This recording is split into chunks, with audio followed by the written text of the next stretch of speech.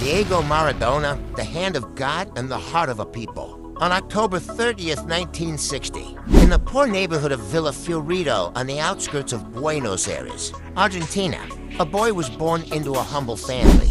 His parents, Diego and Dalma, named him Diego Armando Maradona. He was the fifth of 8 children, and from the very beginning, the young Diego stood out not because of his strength or size, but because of his gift. His first soccer ball was a ragged, old leather ball his uncle gave him. When he turned 3, from that moment, his obsession with the game grew. At age 8, playing for the neighborhood team Estrella Roja, people began to take notice. His dazzling dribbles, incredible balance, and vision on the field seemed beyond his years. At just 15 years old, Maradona debuted professionally for Argentinos Juniors, wowing fans and earning the nickname El Pibe Oro Golden Boy. His small frame and length, 5'5", belied his power. He soon became the youngest player ever called up to the Argentine national team. By 1979, at the FIFA World Youth Championship, Maradona led Argentina's youth squad to glory, showcasing his leadership and flair to the world. His performances earned him a transfer to one of Argentina's giants, Boca Juniors, where he won the league in 1981 and cemented himself as a national hero. The world stage, glory and infamy. Maradona's career on the international stage was both dazzling and controversial. In 1982, he played his first World Cup, but Argentina fell short and Maradona was sent off in a heated match against Brazil. Critics doubted his maturity, but for years later, in 1986 in Mexico, he delivered one of the greatest performances in football history. Maradona led Argentina to the World Cup final, scoring some of the most iconic goals ever. Against England in the quarterfinals, he scored the goals that became legend. The infamous Hand of God goal, where he punched the ball past the goalkeeper, unseen by the referee, and the goal of the century. A breathtaking solo run past 5 English defenders before sliding the ball home.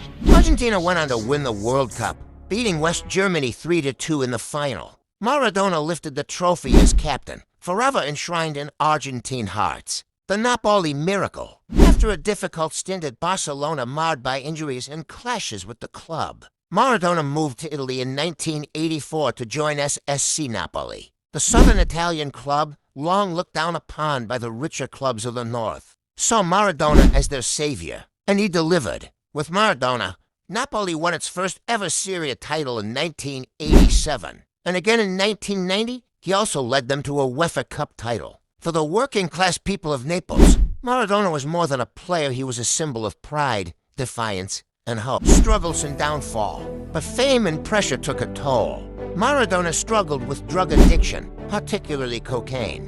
His off-field controversies grew, including connections to organized crime in Naples. In 1991, he tested positive for drugs and received a 15-month ban. In the 1994 World Cup, he made a brief return to the Argentina squad, but after a stunning early performance, he tested positive for ephedrine and was sent home in disgrace. His playing career never recovered fully, and he retired in 1997 on his 37th birthday. Later life and legacy.